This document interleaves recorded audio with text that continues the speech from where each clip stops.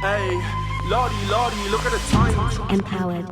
Welcome back to another episode of the M-PWRD Podcast. Today I'm joined with good friend, long-term friend, Simon Curtis of Curtis Gabriel.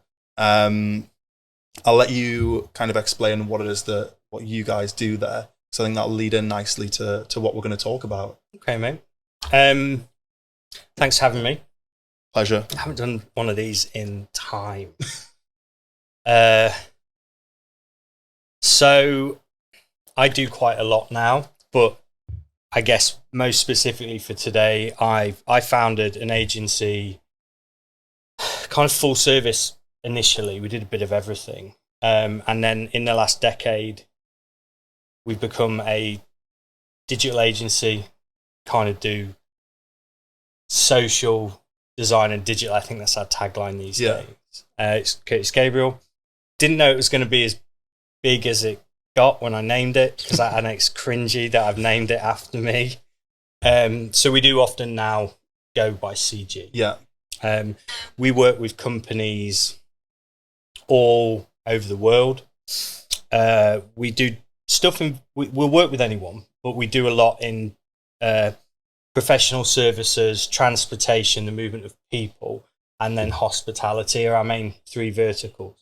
And actually drilling down there allowed us to grow into a global business that we are today, hailing out of little old Newcastle.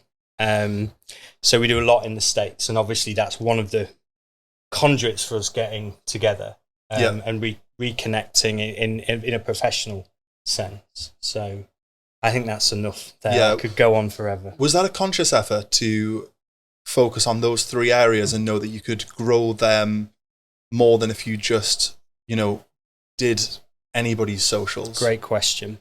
So initially we tried to become the experts in the Northeast. And to be honest, we were doing that a decade ago when social media marketing wasn't a thing. I had used it from my previous roles in promo where we first met and events.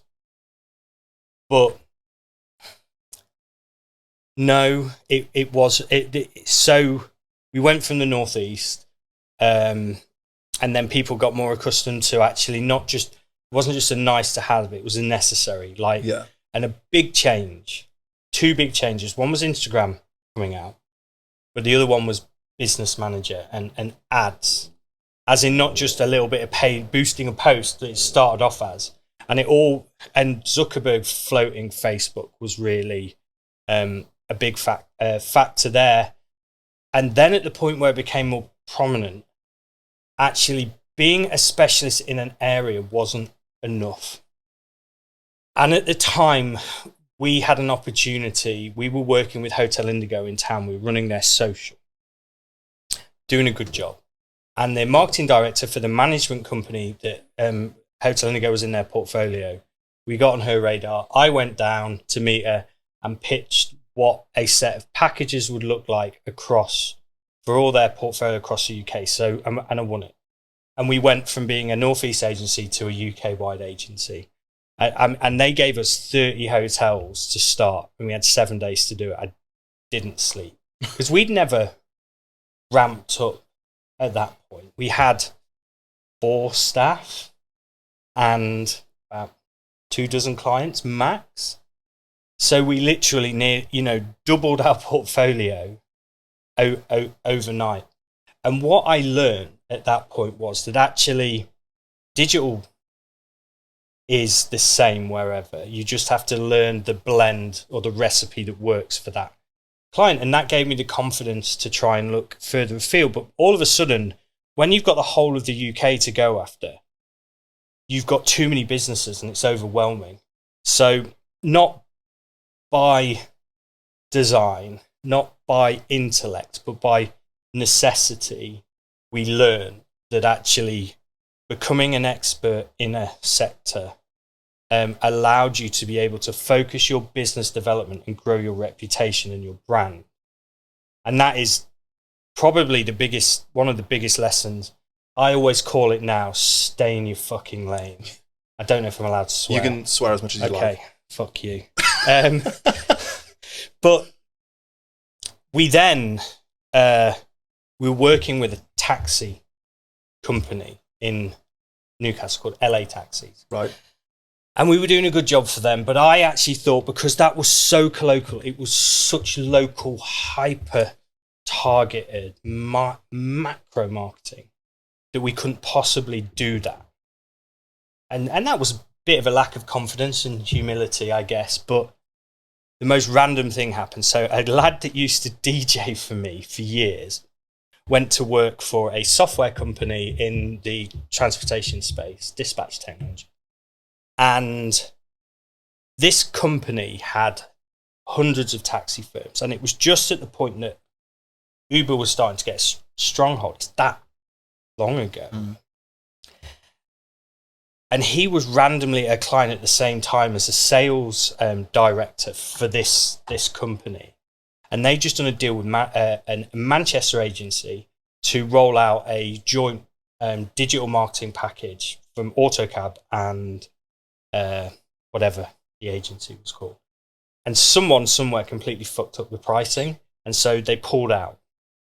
But AutoCab had promised to a company in Birmingham, Star Cars, a company in Portsmouth called Aqua Cars, a freebie, because the whole idea is that, you know, they do it, we do a good job, and then they become ambassadors. And my old DJ was like, "Oh, my mate, he's got an agency and he looks after a company in Newcastle."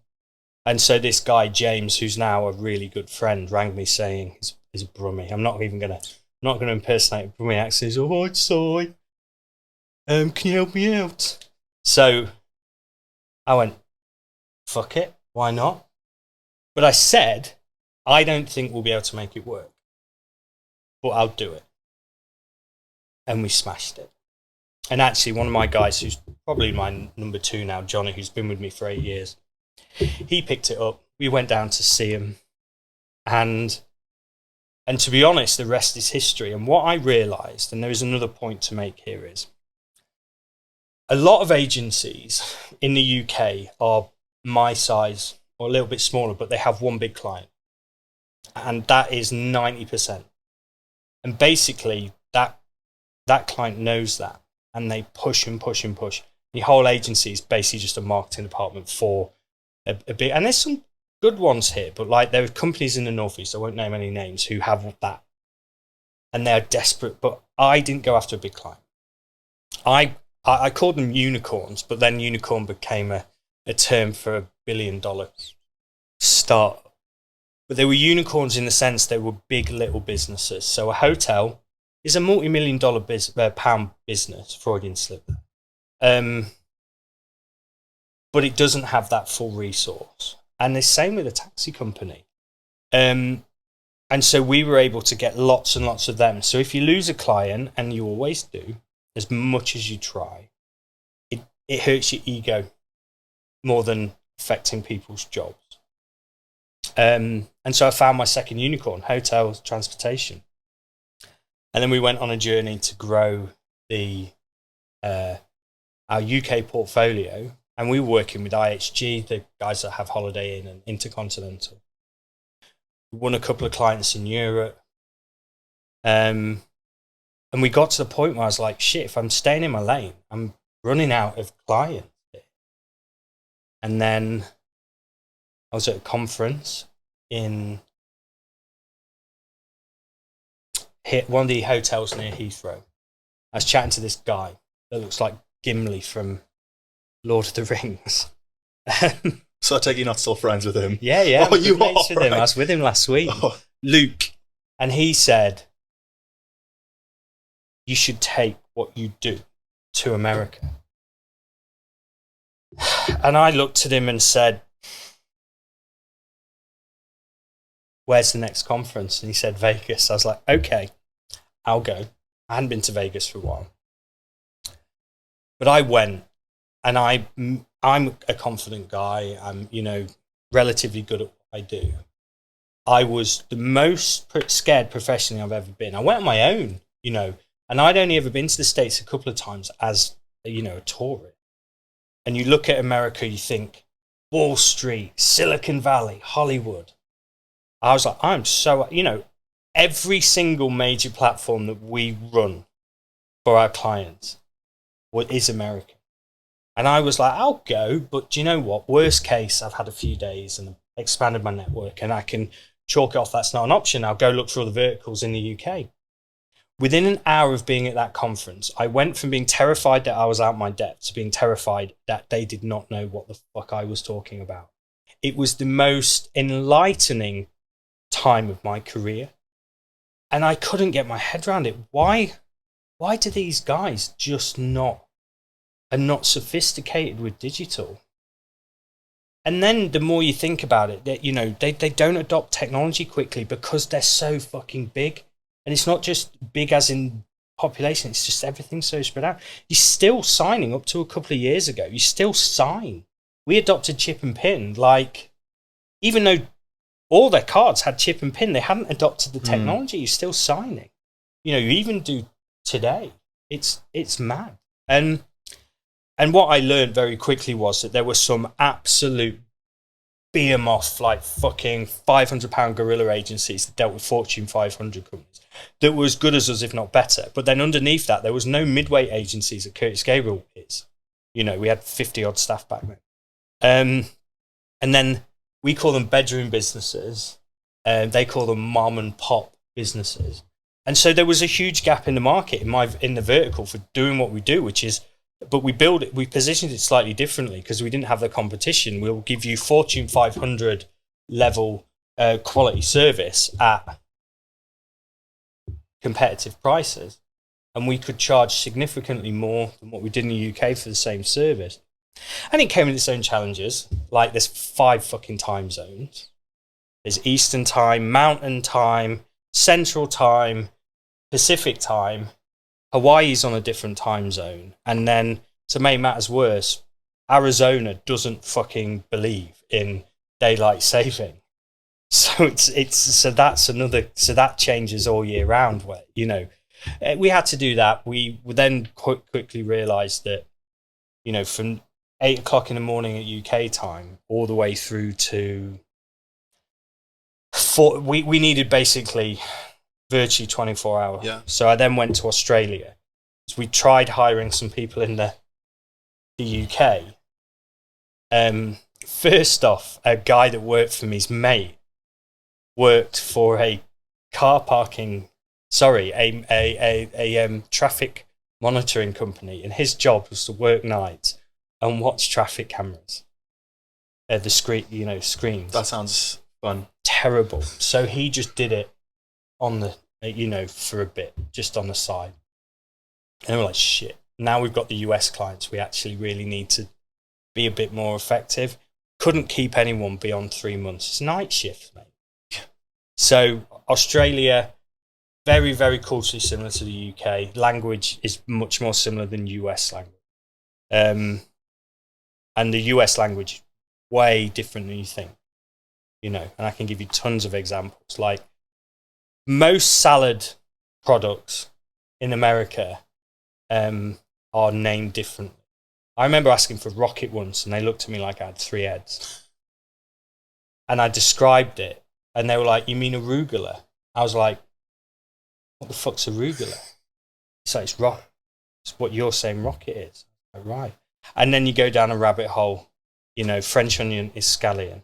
Coriander is cilantro. Aubergine is eggplant. Swedes are rutabagas. Cool word.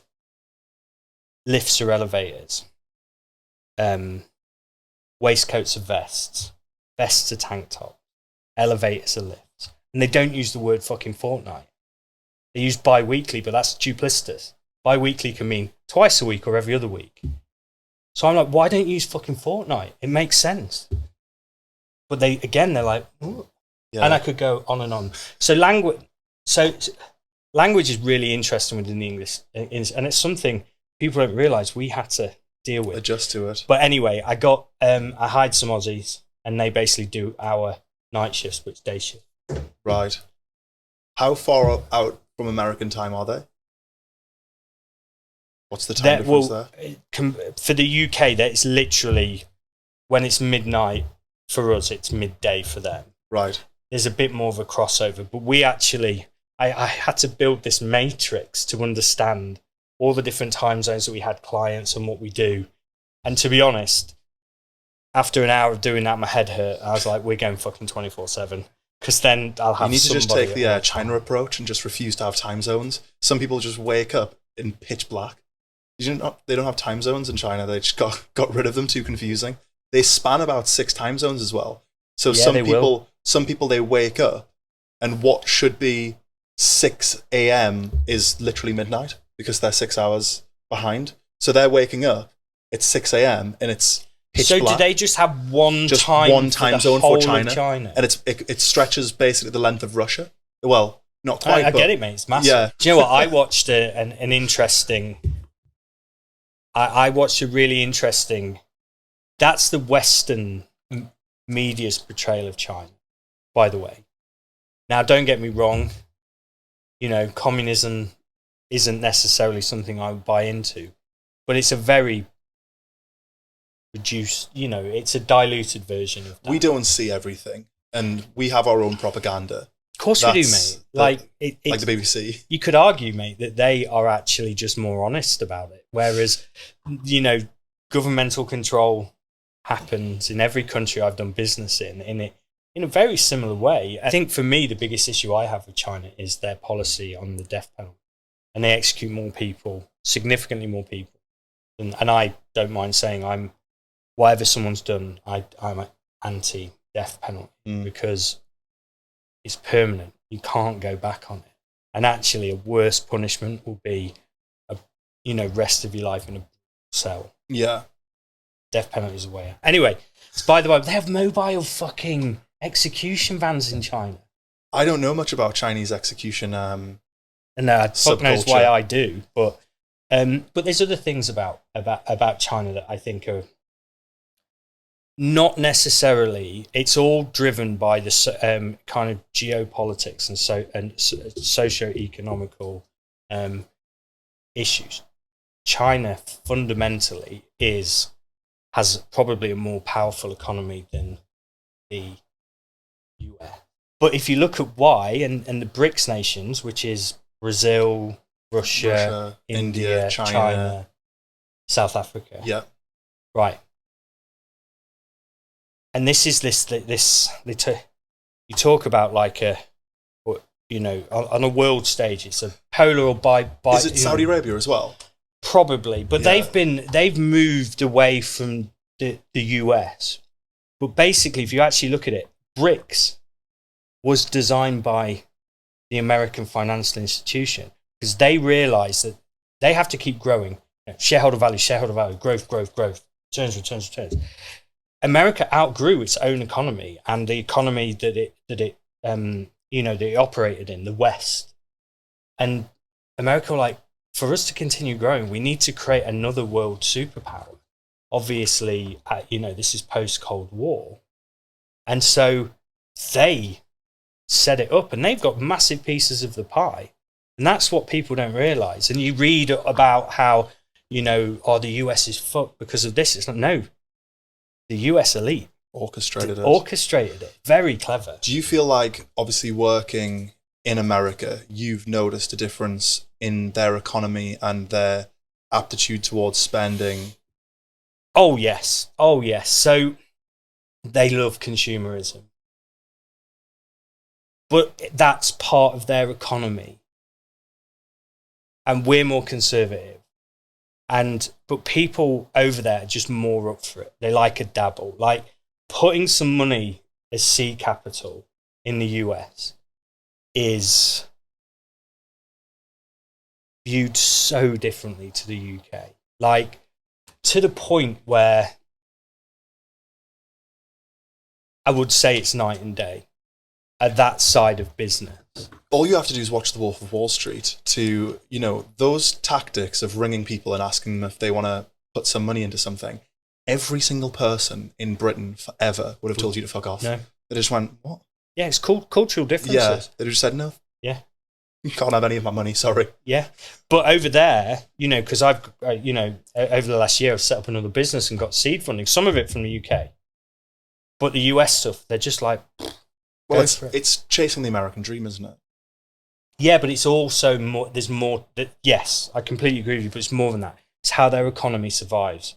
It's how it churns around. The money has to keep going back in. But that also means they don't need to charge the level of VAT that we do because people spend more, and it goes round to the point where I read a stat last week that the Taylor Swift tour in the US has actually added to the economy because, and that's more than just like hotel bed nights, people going for meals and travel.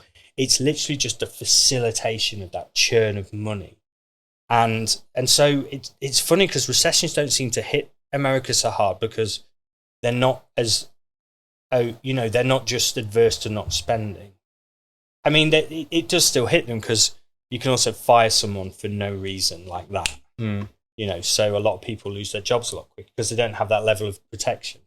The differences between the two, and I like doing business in the States. I like doing business here, but I have the luxury of being able to take the best bits of the UK over there and then best bits of the US and bring them back here, which is a luxury that I don't think loads of people have in their careers. So I do really feel lucky about it.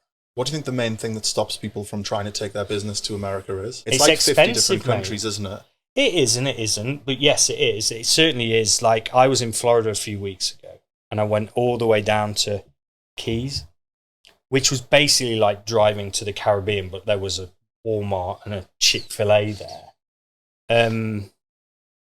California's totally different, very, very liberal. New York and Boston, hustle and bustle. But even the States is so big, mate. It's like colloquial, like rural America.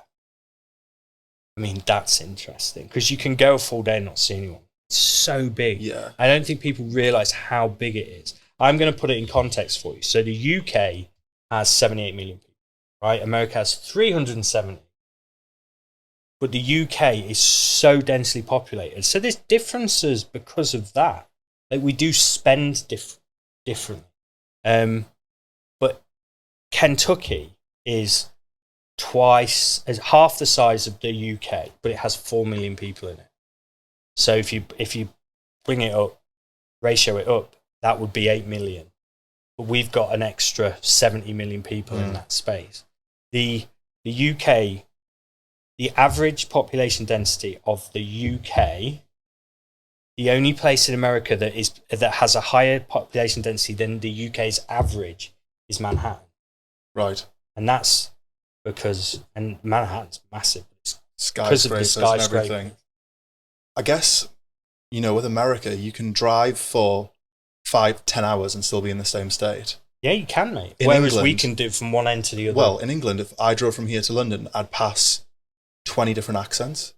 That's how densely populated it is, that the people will change drastically. You probably do pass through 10 accents, like distinctly different types of people, all the way down. Mackham. Yeah, Middlesbrough. Yorkshire, all different types of Yorkshire accents, down into Sheffield and Birmingham. Yeah. It's very different though, isn't it? Yeah, and then where I'm from, a Nottingham accent is different from a Lincoln accent, and then you've got a northern south, and even in London there's different accents. London. Yeah. So and I think just because we speak the same language and we are like allies, the country is so similar but so different. And I know that is an absolute contradiction, but it's true. And I have enjoyed that journey and learning that and the language that I taught, even law language. And when I got the seed capital, I had American investors and UK investors. And the deal took longer because I had to fucking learn what everything meant and translate law language between US and UK. Ugh, I've got a headache thinking about that. But, and there's some differences, and there's a wild thing in America called a lien. So if you felt that I owed you money, whether you had proved it or not, you can apply a lien on my property. So literally, you can have a And then you can't sell that until the lien is settled. Like, you'd never be allowed to do that. In the UK, you have to prove it beforehand. So we actually got some money out of someone through a debt collect agency saying, if you don't start paying this, we will put a lien. And if there's a lien on a business, that means you can't borrow, you can't sell. So it's like a debenture. That's the equivalent in the UK, I guess. You can put a debenture on someone's property, but you have to prove it. You have to there has to be something first. in place to put a debenture on. And both parties have to agree to it. Yeah, it has to be contractual. But in America, the States, you can just be like, who owes it? And then I'll have to invest to prove not to get the lien removed. It's a fuck on. But I could go on, and we'd be here, we'd be talking for a day on all the differences. But there's a lot of similarities as well. Like, we just went, one of my American colleagues went to Blue Line Taxis, a massive northern company. And the principles are exactly the same. So it's the first time she's spoken to a UK company about what we do. But the similarities are there. People are people. Going back to your point about why do you think more people don't do it? I think people don't think they can. It's daunting. Like it was for me. I think capital, the outlays a lot. But there's some benefits, like they love a trade show over there. So you can put all your money, biz development dollars, into trade shows. So people actually talk to you and engage, not just kind of like awkwardly look at you and move on. I'm like, why did you come? Their bosses sent them and they have to go. So they're just... Yeah. But you have owners coming and people bring whole teams, and it's 4 days long and it's packed full of education. So you can volunteer to do that, education, and it gets your brand out. They seem extremely confident. I know this is obviously, not the best example, but even watching the differences between Dragon's Den and Shark Tank, they look like they've had media training.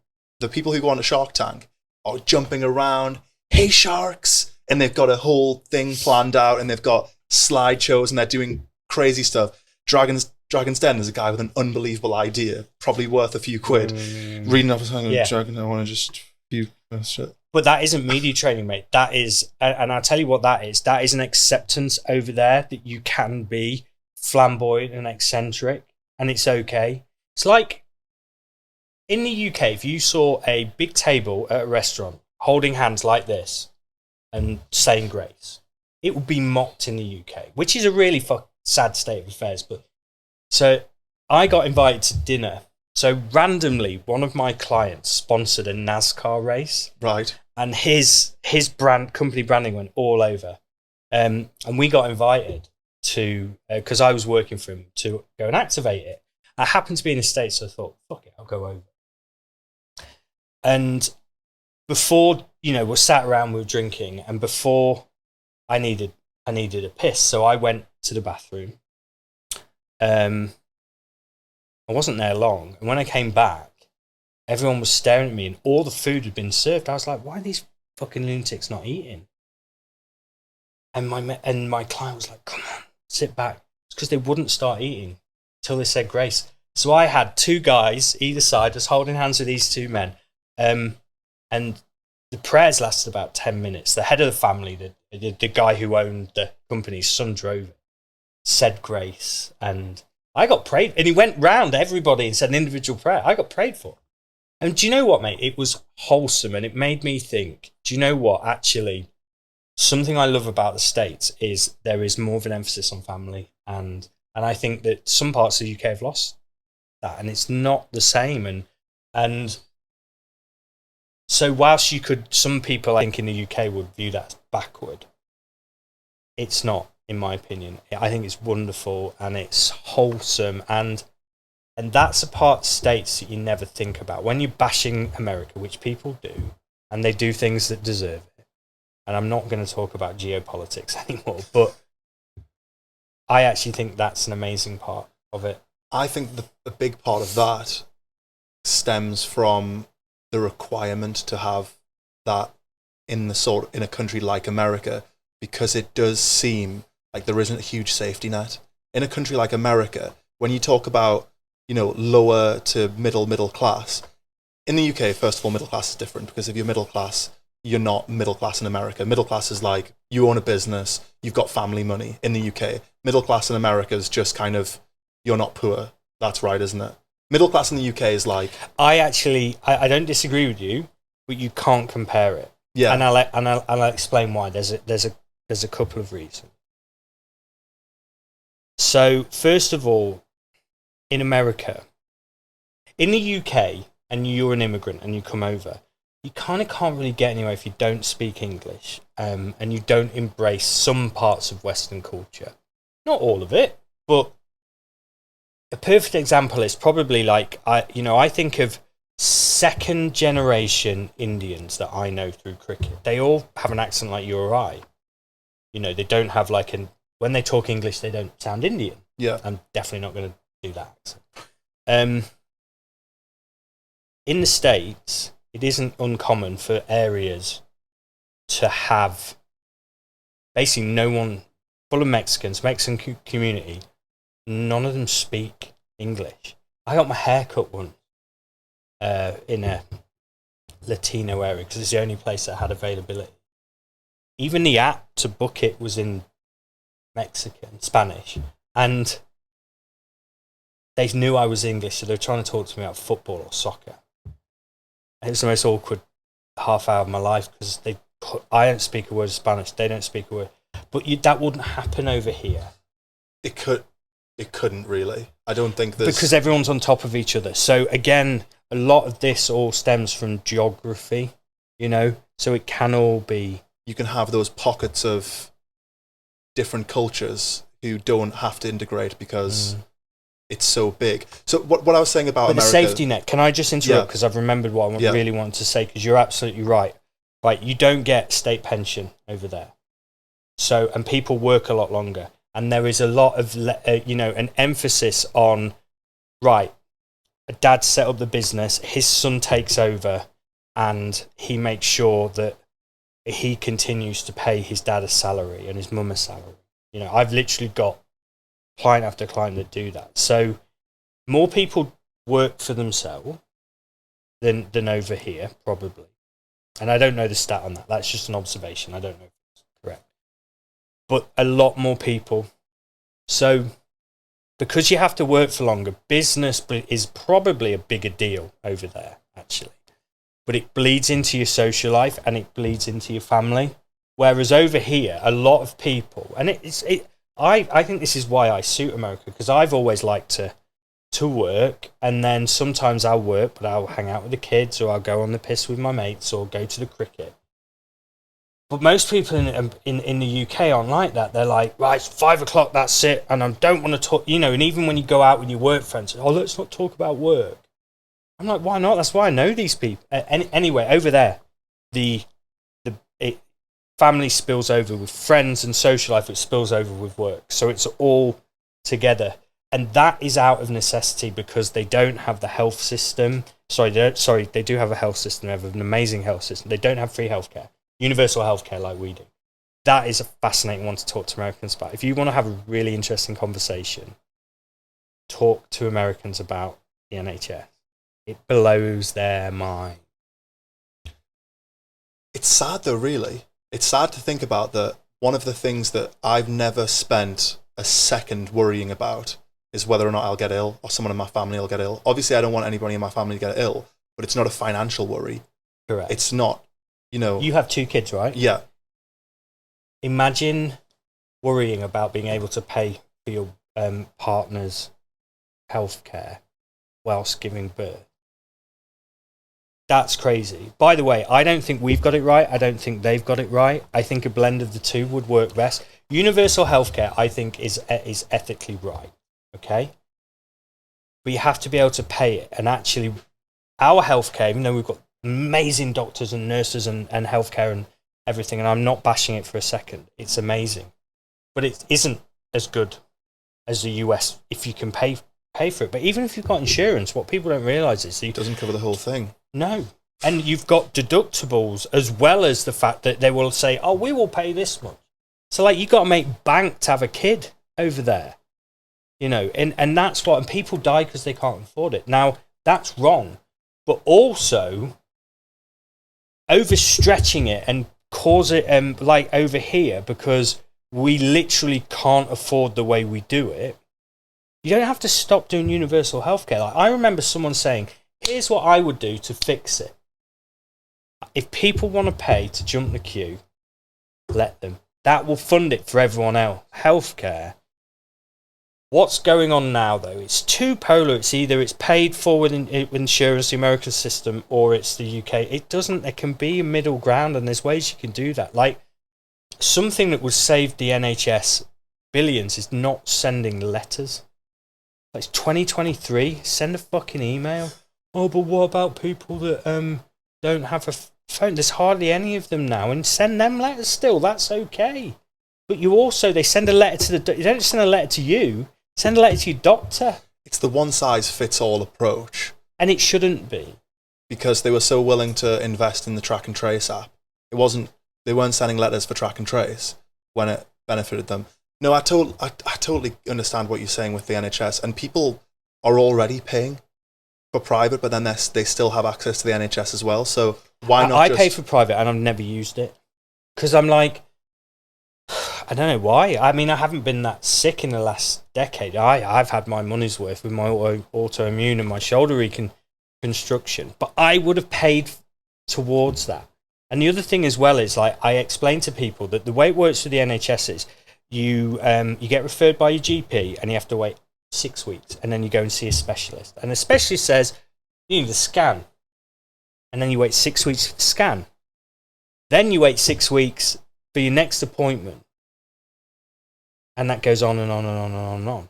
Whereas in America, it's bang, bang, bang, bang. You do it all in a day. Bang, bang, bang, bang, bang, bang, bang. Because it's been funded, right? Because they want you to do it quickly. Please do it now because we get paid. So imagine if you paid for that. Or, because by the way, now we all get the same. And what we've got now is still good. But it would get, the ironic thing is it would get better if you just let some people pay for QJump. Like, I would pay. I'd be like, take my money if I had the option. When I've taken my kids to A&E because they've been idiots and have run into a door or climbed something. You know what, kids? I've got to wait 4 hours with them to get seen. I'd be like, I will pay serious money to jump the queue, you know? I don't know. I haven't fully thought it through, but a lot of these differences, I think, between America and the US all come from, like, you don't get state pension, you don't get universal healthcare, you don't get benefits, all these things. So they have to operate differently. So there's a gravitation to the family cell, you know, for looking. You made that point before. I think as well, you're in the UK. For the majority of people, and I know that there's people who suffer with things that would make this more of a reality. The average person's miles away from being homeless, miles away. A lot of shit things would have to happen in your life, and there would have to be such little support system for you to become homeless. The amount of people that would take you in, if you were, you know, from any sort of background, the fact that there is also shelters and things, whereas in America, an entire family could become homeless with a loss of a job and an illness, and before you know it, you don't have any money and you're homeless. And the thing, yeah, so that actually happens. People exactly, but that's what drives that family element, and even you know, people within the industry become friends in an industry they work in, and that becomes a big part of their social life because they look after each other too. So actually, even though the state doesn't look after it, it actually challenges humans to do it. And that's actually quite wholesome. Did you see the guy who they were doing the Refugees Welcome Here march in London, and there was a guy trying to get them to sign up to take a refugee into their house, and he was going, "Oh, will you take a refugee in?" And they were going, "No." And he was like, "Oh, someone else's problem, is it?" They were going, "Yeah, someone else's problem." And he's like, "Okay, great." And every single one, he was going, "Oh, would you sign up to take a refugee into your home?" And they're going, because they're on the march. And they're going, oh, I would, but my house is too small. So the refugees from wars in foreign lands driven by the West. Yeah, who's displacing them? But they're there protesting. But the guy there with the clipboard trying to get them to sign up, they won't do anything. They just want to hear nothing about it because it's making them feel better. Virtue signaling without having to actually do anything that's of any... Yeah. I'm a big fan of equality of opportunity. I think that giving everybody an equal opportunity and trying to do everything that we can to level playing fields is the right thing to do. And equality of opportunity is important, but equality of outcome can only be bad. Here's another one I want to mention. So, steering a company to stop using a third world country as a supplier just fucks those people over because they haven't got a job. And there's so much right and wrong with the world, but it's the selective. And you make such a good point. That I want to help people. I believe that you can run a business without always having to go shareholder value. You can put the environment and people's welfare above share. You can still make money. I could make a lot more money and not look after my staff like I do, but I'm not gonna. So you can find the middle ground. But at the moment, it's you either one or the other. You're in one camp or the other. But that's by design. That's by design by the elite to keep us controlled. Because if we're divided, we don't unify and fuck them up. What fascinates me about America from the outside looking in is this, binary approach to you have to be this or that. And I find that if somebody has a set of values which all align either right or left, there's been no critical thinking at an individual level. You can't tell me that you believe all of those things without leaving the beaten track at all. You have to. Yeah. Mate, you're so right. Like, you've got to be, and it's more binary in the US and the UK because they don't have a third party like the Lib Dems. It's all, but everything in America is politicized. You have to have these set of morals which some of them don't even really correlate with each other anyway. So now you've got this just ideology which makes little sense, and you have to follow it tooth and nail, otherwise you're kind of kicked out of the group. And obviously the biggest issue with the whole thing is the problem is with the right wing compared to the left wing is that the right wing will band around one ideology. The far right, they don't need to be right wing. You don't need to buy into all of their ideologies. You just have to buy into a few. With the left, you have to buy into all of theirs. And if you're not left enough for the left, they'll kick you out. So, you actually think you don't think it's okay for gender reassignment surgery of a 7-year-old. Well, you're no longer a liberal, or like J.K. Rowling. So now J.K. Rowling, who's been a lifelong feminist, is now no longer left wing. To her dissatisfaction, she's been kicked out, and all that does is it pushes more people to the right. What are we doing now then? So it's a cool story. We met through Newcastle Eagles. Shout out to Paul and Sam Blake, two of the best people I know. You were on the academy, weren't you? And I was helping Paul with some of his commercial stuff, and just was very lost after. I didn't want to do promotions anymore. Didn't really know what to do. Thought that was all I was good at because I made a lot of money at a very young age. And thought that's all I could do, but I knew I needed something different. And Paul actually helped me understand that my skill set and my both learned nature and nurture skill set was applicable in the corporate world. And I did really well, and I loved it. I met some lifelong friends through that, including you. And I was kind of transitioning, so I was still doing some work in a couple of nightclubs and bars in town, in Newcastle, and we got to know each other, and you got lots of chat. So I was like, come and do some stuff, and then so that's a cool story. And then we kept in touch. You went and did your thing. I set up Curtis Gabriel, and then I can't remember whether you messaged me or I messaged you. I think we've messaged backwards and forwards because I've always seen stuff and given you some advice and tips because I like doing that. Good karma.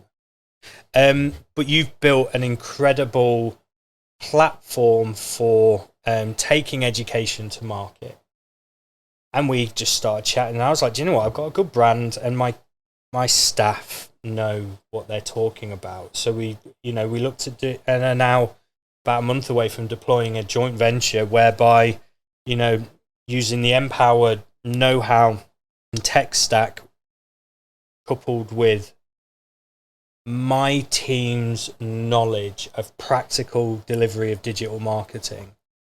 And a point of differentiation here, which is amazing, is you can go on Google, you can do all the Google courses, you can do the Facebook course, right?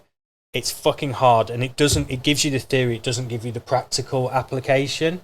Or you can go to uni, and the fact is, by the time you graduate, what you've learned is out of date. By the time they've wrote that course and then deployed it and taken it to market, the world has moved on massively. So we had this conversation and went, do you know what? Why don't we a course for aspiring digital marketers run by digital marketers, my team, and that's galvanized them. And it's, I love the fact that I've been able, I'm like, look, this isn't the brand, the brand helps and it adds credibility, both M-PWRD and CG, but it's your team, and your team. We've worked with Elle, who, is dutifully policing this. Yes. And probably will edit out most of the last half an hour. But more importantly, the course that we're going to take to market, we've built something that is going to teach people both, the how, but also the why and the what. Yes. And you don't get all three. And so we have worked with so many businesses in so many countries, different blends of digital marketing. We're doing content creation, we're doing ads, we're doing organic, we're doing SEO, all of this. So it is a course that anybody who wants to upskill, wants to get into digital, it will actually move their needle, as opposed to just something that is a tick box, but you don't know what the fuck to do with it. I think the key is, with any sort of course, is connecting the students with the subject matter experts who have boots on the ground. I think boots on the ground is so key. And we're seeing a huge transition in the education world to learn, like peer learning and learning from people who are actually doing it, because, like you said, things become outdated, but also the passion and enthusiasm shines through of the people who are enjoying the job that they're actually doing. It's put a smile on the face of my team, because it's something different, it's something they're passionate with, and they like the fact that I've had nothing to do with it other than knowing you and doing the deal. I'm like, crack on. Spoke to your to some of your team today when we went in, and one of the things was, it was refreshing for them to actually look at it all written down, the procedures that they take, and they're going, actually, I'll look at that bit, or I'll look at this bit, because people who do things within the organization that they don't necessarily know what they do on a day-to-day, they're getting an insight into what they do, and they can hopefully apply some of those things. Because when you're in the industry and when you're doing something, you don't always have a chance to stop and think, because you're always having to move and you're always having to do things. We've given them the luxury of reflection, and a reason why they're reflecting. Okay, so there's a charity that we help in the US. One of my clients set up he has PTSD, Urban Pause it's called. He was a police officer, he now owns a luxury chauffeured transportation company in Sacramento, Hawaii, LA, and San Francisco, and Vegas. Right. Great guy. Has PTSD, he's a cop. Never talked about what it is, and I'm never going to ask him. But he bought a litter of pups that he then paid a trainer to train them up, and he donated them to people. And now he set it up as a charity. We're helping him. His guy, member of staff, Jeff Downs, lovely guy. We're going through and we're steering the ship of helping him produce content. And in a month's time, I can go to Jeff's boss, Dave, and go, Dave, put Jeff through this course. Rather than us, drip feeding him stuff. So this will help not only people looking to get into the course, but it'll help employers upskill their staff, and whether they end up doing it themselves on the back of it, or just being able to optimize the agency resource that they pay for. It plugs a skill gap whereby sometimes people know so little on the digital side of things that actually it's, when you're giving them things, it's like trying to put a square peg into a circle hole, because they don't actually have the baseline knowledge to facilitate. What did I say? A square, circle hole. A circle hole, a round hole. Okay, yeah. Mate, circle. I'm going to adopt circle hole. Yeah, circle hole. So but sometimes the what they're doing, it just doesn't speak to what you guys are doing. So even if you're providing them with top quality content, or you're providing them with, the systems, it's good for them to have someone internally who can speak to your guys and go, I know what that is. It's not just the how, it's the what and the why. Yeah. You need those three things. And so much of my business world is like, there's always three pillars. It's like when I trying to learn a business, I always go, where have you been? Where are you now? Where do you want to go? You know, it's the why, what, and how in that sense. And do you know what? Like, some people might go, oh, you're not cannibalizing yourself. I'm like, I'm a fuck. Because I tell you what, I can do better jobs. So when we have a contract with Hilton across Europe, Middle East and Africa, we run their central food and beverage stuff, Taste of Hilton, right? And we can't go to the 1,000 sites across EMEA getting content. No. So we work with the marketing teams and the F&B teams and the regional directors, and we do tons of upskilling and training on how to take a good photo using a smartphone. You know, or writing a brief when you've got a professional photographer in to make sure that it's suitable for digital, and then we take the best content and bang it out. But that training has helped it. But being able to put it down on paper and go, this is it in a box. I found out from working in education how many businesses are actually a version of an education company. How many businesses are actually teaching the clients and the people that they work with the basics so that they're able to integrate what they're doing. Every with day's them. a school day. Yeah. The biggest factor of whether we will be successful with a client isn't how good we are. It's how they embrace us. How they adopt the processes. And it's hard because in the sales process, you have to say, this is going to take some of your time, certainly up front. Well, fuck me, it'll be worth it. And that's a hard thing to do, and you've got to be confident. And I certainly didn't do that a decade ago when I started Curtis Gabriel. You said, we'll do everything. Like, please give me your business. Give me your business, and you won't even have to think about it. But do you know what? There's a guy who took us on, Manson's, right? Manson's in Jesmond. You know, really good Jesmond-based, northeast property company. I say that because he's an estate agent, but he does rentals and all sorts of stuff. Client for 8-9 years. To the point now where we know his business inside out. We were reflecting. We met up earlier in the week because he's a trustee for Newcastle Dog and Cat Shelter. Went there days ago. All these kittens, it's fucking so cute. But you know, they do a great job. They do an amazing job, and we're gonna help him out. And we were just reflecting on it. It's like, yeah, we know his business now, but he said, but we didn't at the beginning. And the time that you put in to learn my business and I put in to learn yours, and the way that we met in the middle there is why we're still working together. And I was like, you know what? You're right. And it's just natural practice. It's a business relationship, isn't it? It's said. A business relationship. It's not a one-way thing. It's more than just transactional. Yeah, definitely. And that's where a lot of people get it wrong. We don't work because they think, I'm paying them all this money and they need to do it. And by the way, if it's a key vertical of ours, we can do it because I know that we can work out for our key verticals, and you can just not their do industry anything. As well as that. And we have stock imagery, and we have the ability, blah blah blah. You know, they can get better results if they put more time in and upskill. But this course that we put together is a perfect conduit for that. I don't think we ever spoke about that side of it and what this could do for my business, mate. But it's like, you know, that's class, and we'll take it to the States. That's what we're excited and Australia, for. And you know, and I'm looking forward to also helping you with your core business, because you don't just have a tech stack that anyone can use. Because I've introduced you to Ken, who's like looking to do some financial courses in the ground transportation sector in the US, and I'm loving seeing how that's going. Evolving.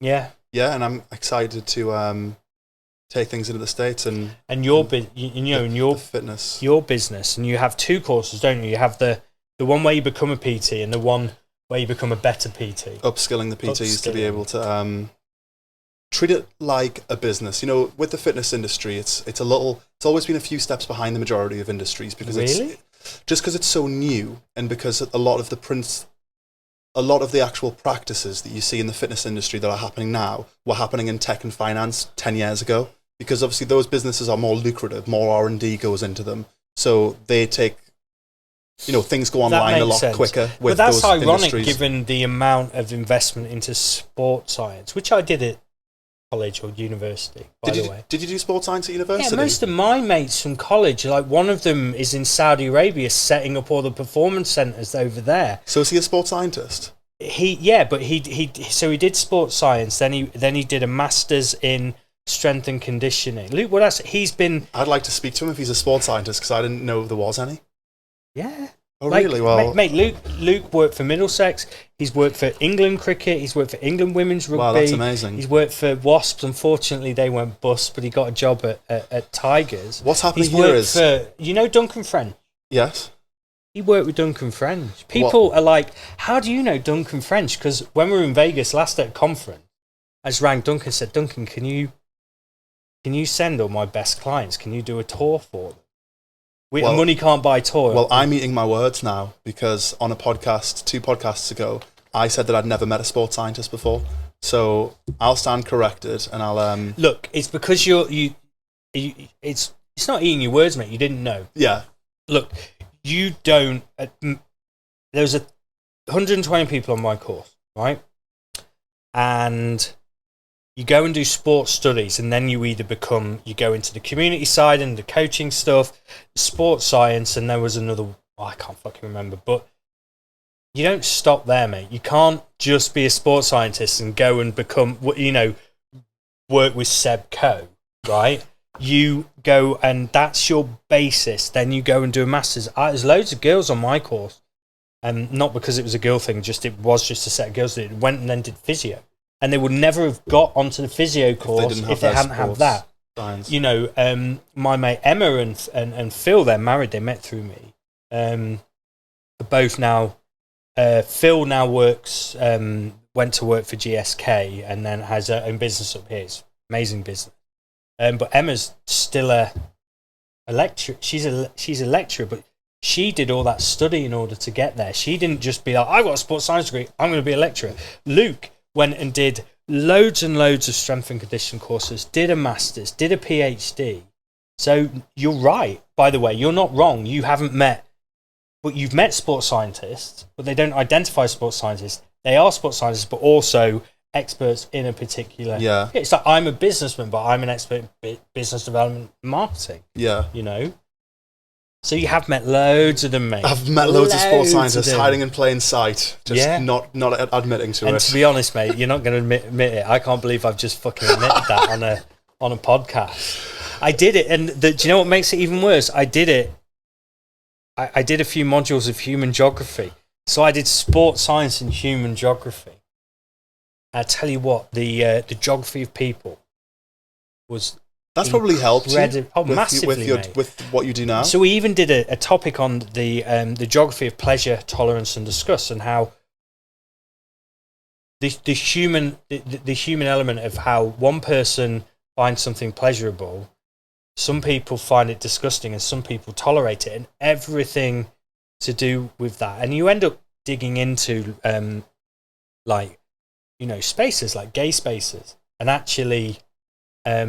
Then we discussed that certainly 20 years ago, lesbian women actually were not oppressed, but gay space should have been for them as well, but it wasn't. It was male dominated. So it does explore, gender, and it does explore race and all these things. It was an amazing... Sounds really interesting, to be fair. But yeah, I don't use my... Do you know what's mad though? My network allowed me to be able to speak to a couple of people to get hold of Paul Blake. If I hadn't met Paul Blake, I wouldn't be doing what I'm doing now. So it all helps. People say, would you go to uni? And I would. I lived in a small town, Grantham, where Margaret Thatcher's from, and Isaac Newton. But I needed to get to a city. It was a small combination. Town. Two legends in their own. Combination, Margaret Thatcher and Isaac Newton went to my old school. Did he? Yeah, his initials are engraved in our library. It's one of the oldest schools in the... Is the tree in the school garden? No, that was in Harleston, where my mate Dan Woodhead lived. Oh, really? Yeah, just round the corner. The magic tree. Still there, mate. Yeah. Still there. But would I have gone to uni? genuinely, no, I wouldn't. But 20 years ago, I would. And I learnt more through playing sport, socialising, getting out and living by myself, for myself in a. That's what you need to do with uni, mate. Yeah. Do I use sports science now? I had a chat with the guys, Johnny and Yusuf, who'd both been at university, but were using their degrees at different rates. And Johnny actually said that a better way to do it would be much cheaper because it's too expensive now. When you went, there wasn't the financial kind of. Wasn't $9,000 a year, mate. I don't even want to say how much it was. Yeah, was it like $2,500 a year? No, it was $1,000. Oh, really? Well, fucking £900 a year. So now you're talking like best part of $40,000 plus your bursaries and plus, the rest. And the rest. You said what would be a better use of that is you live somewhere for 3 years, you pay a couple of grand a year, and you can study whatever you want. There's no degree at the end, but you can just. You could get a degree or an apprenticeship. I think there's a hybrid of it. The apprenticeships are. Let me give you an example. So, my mate Andrew, who lives in Jersey because he's so fucking loaded, right? He sold rentalcars.com to booking.com for stupid money. He's got a new business. I've become really good friends with him, really tight with him. Right. Andrew's son Archie, public school educated. He rang me up saying, can he come and work for you for a year? And I'll give you some money towards it because you're billing me anyway. Just teach him. I thought, yeah, why not? Let's give it a whirl. Archie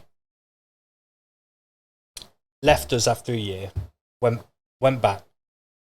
Because I'd taught him everything and he was good enough. And he's got friends that are one of a year of 4 years. They've got another 3 years to go. He moved to another city, lived on his own. He learned all of that. And he's ready to go. I work with him now. He's my point of contact for, that client. Yeah. That's the way to do it now. Someone will go, oh, but Andrew's rich. He's privileged. It's like, well, even if Archie had self-funded that or got bursaries, it would have been a fucking fraction of the money that you pay to a university. The fact of the matter is that he's obviously knows what he's doing. He's intelligent. He is rich, and he's decided that was a better use of his money was to send him to actually go and learn from somebody. I think if that doesn't tell you everything you need to know about that situation, he could have sent him to any university he wanted to. By the sounds of things, anywhere he wanted, and flown him in a private fucking jet. So the fact that he knew that was going to be his best ROI, he didn't do it because he was cheap and didn't want to send him to uni. He did it because he knew that was going to put him in the best position. But here's the thing: why people won't do it. He had a relationship with somebody, me, who knew that he'd be looked after. But if there was a system that facilitated that, where you got education and commerce to work together, and there was some kind of, I would send my kids to that. But right now, I don't want my kids to go to uni unless they really want to go. And they want to do something vocational. Yeah. Because you have to go to uni if you want to be a doctor or a dentist or a vet, right? Yeah. But if they want to go and do, or they maybe want to come and work in my business in the future. They don't need to do a business degree. But I would do what Andrew did. Yeah. I would find another business for them in another city to go live by themselves. My biggest advice to somebody would be, when you're starting out, don't get a job, go get a boss. Go find somebody that you like. Go and find someone that you can see you wanting to be like. And I went to college, yeah, but I didn't go to university. Because I went and worked for James, who's next door. So James next door, he's already been on the podcast. The spectacle guy. No. In the gym next door, James Garrity. He had a gym. I went and worked for him, almost doing a apprenticeship, working underneath him because he had his own business. He'd opened his own gym. He was doing well. I had experience of working underneath you in the nightclubs, learned things from you. I knew I could learn things from him, see how to do it practically. And rather than go and spend money on a degree, I knew that if I spent time with him doing stuff for free, that it would eventually pay dividends. It did. We worked together for 2 years, and now he's next door. Do you know what I mean? It's because I can see. That's a great piece of advice, Alex. That is a wonderful piece of advice, mate. And do you know what's sad is some people will still go, oh, you've not got a degree. I don't even fucking look if people have got degrees when they apply. Do you know what I would value more? And we will give anyone an interview when they're coming for one of our jobs, unless it's a design job. It's if they've got their own blog, because they've learned creating content, proofreading, social media posts to drive traffic to it. That's and anybody that asks me, what would you do to get noticed by someone like me? Not that I do the hiring anymore. And that's what I say to them. Set your own blog about what? I'm like, whatever you fucking like. It can be about turtles if you like turtles. I've just thought of that meme, that little gif. I like turtles. Do you know what I'm talking about? I don't. Elders, because she laughed. When you edit this, can you? I can find that I like turtles. Yeah, and put it in. Yeah, because this American kid who's at a Halloween party and he's getting interviewed, and she asks him a question like, "Oh, have you been trick or treating?" And he just goes, "I like turtles." He'd write an amazing blog on turtles by the sounds of things. Not sure anyone would read it. Fucking internet is brilliant, because I'm now my mind is snowballing. Now I'm thinking about that the ginger kid who was like, everyone that discriminates against gingers are racist, and it made it onto South Park. That did. When I think about ginger kid meme, I think about the one crying, saying "I want her back." Have you not seen that one where he's crying? It's like a Snapchat video, and he's just going, "I just want her back," and he's like. That's my favourite meme. Here's something wild. So there's a meme with the guy with the beard, and you think it's Alan from The Hangover, Zach Galifianakis, and he's like he's almost his teeth like this. He's like, it's not him. It's just someone, a lookalike. It's another famous actor who looks like Alan. Oh really? From but 30 years ago. I can't I know which one you mean. It's like this, and he's got like a little neck thing on. Like a turtle. Steve, I like turtles. And that's not. I like that. It's full circle. But the thing is, the point is, right? If you like fucking turtles, write a blog about turtles. Yeah. Right. Build an audience. Build content. Make sure it's good. You'll probably learn WordPress. You'll probably learn Canva. Yeah. And some basic, and you've got something about you can work practically on something and get it off the ground, which I think people value more than just a qualification because let's face it, it's easier to get a qualification than it's ever been because people are incentivized. They're all businesses. I mean, education companies have always been businesses, but they are businesses. And if you want to do a degree, they'll fucking find one for you. I've got a mate who did golf studies. Not shitting on golf studies, but he knew, a fucking degree. But look, it's not about that. It's about who you are, and it's about how you apply yourself.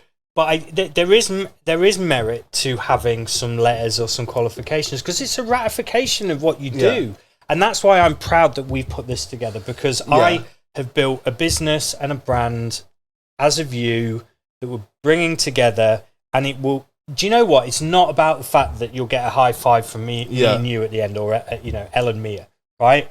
I'd rather have a high five from Elle and Mia than me and you. But it's not about that. It's about the fact that I know that someone does that, they will be able to not know what to do, how to do it, and why they're doing it. Yeah, and I think that's the same thing with a degree for some people as well. And also, my best member of staff's a graduate, so I don't know what I'm talking about really.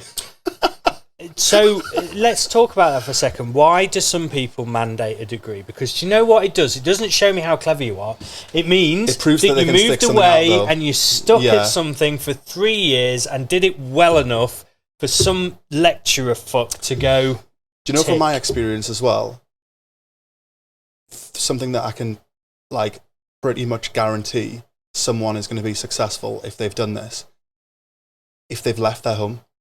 If they've left their city and moved somewhere else by themselves, but if they've left their country and moved somewhere else. They're not broke or have several fucking illicit habits. But the thing that I can see is people who've moved away from their country and have started somewhere else, they just have a different level of